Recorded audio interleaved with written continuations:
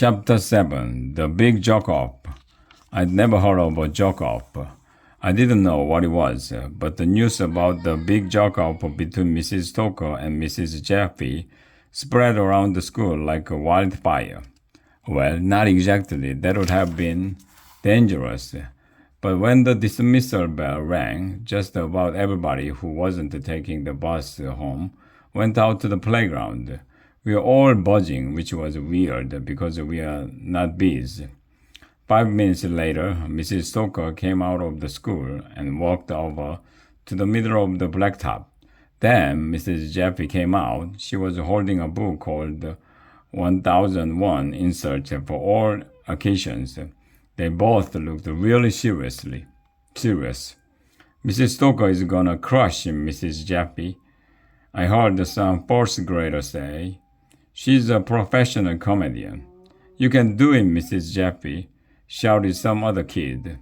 We formed a big circle around Mrs. Jeffy and Mrs. Stoker. Everybody stopped talking. I'm the rightful principal of elementary school, said Mrs. Jeffy. In your drama's dreams, said Mrs. Stoker, I was hired fair and square. I got the job. Why don't you go count the spoons in the lunchroom? Asterisk. Spoons are much funnier than knives and forks, if you ask me. Oh, everybody owed. That's only one way to settle this, said Mrs. Jeffy. A joke off. You and me, no jokes barred. The first one to laugh is the loser. The other one gets to be principal. Agreed? Agreed, said Mrs. Stoker. I guess joke-offs are one of those things that grown-ups do when kids aren't around. Because Mrs. Jeffy and Mrs. Stoker seemed to know exactly what to do. They shook hands. Then they stood back to back. Then they walked 5 paces away from each other and turned around. You should have been there. There was electricity in the air. Well, not really. We already discussed that in chapter 3. Mrs. Jeffy went first. She opened her book. If you were any dumber, she said to Mrs. Stoker, somebody would have to water you twice a week. Ooh, everybody would. Oh, snap, said Ryan. Mrs. Stoker didn't crack a smile. That was totally pathetic, she said. I would say you are as dumb as a rock, but at least a rock can hold the door open. Ooh, everybody would. Oh, snap, said Ryan. Mrs. Jeffy didn't laugh. She was frantically flipping through the pages in her book. Nice try, Mrs. Jeffy said. You know, I thought of you today. It reminded me to take out the garbage. Oh, everybody owed. Oh, snap, said Ryan.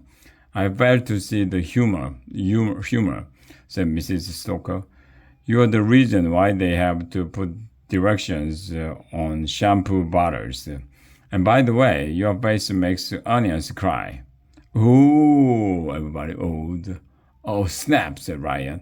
That's pretty funny, said Mrs. Jeffy, but not funny enough. You are more disappointing than an unsalted pleasure. Your teeth are so bad that you can eat apples through a fence. Someday you will go far, and I hope you stay there. The last time I saw something like you, I flushed it.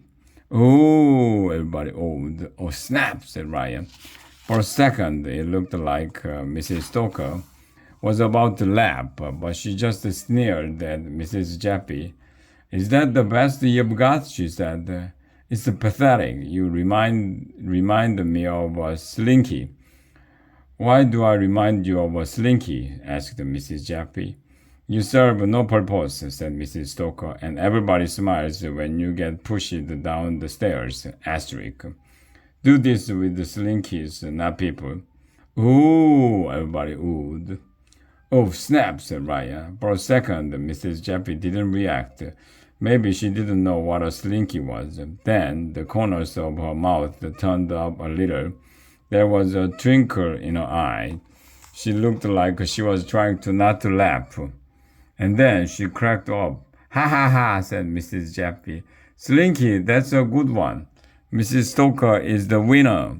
somebody shouted as the rest of us clapped and cheered. She gets to be principal.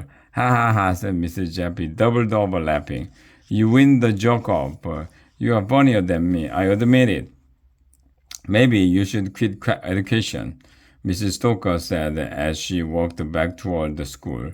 You should become an archaeologist. Why should I become an archaeologist? Asked Mrs. Jeffy.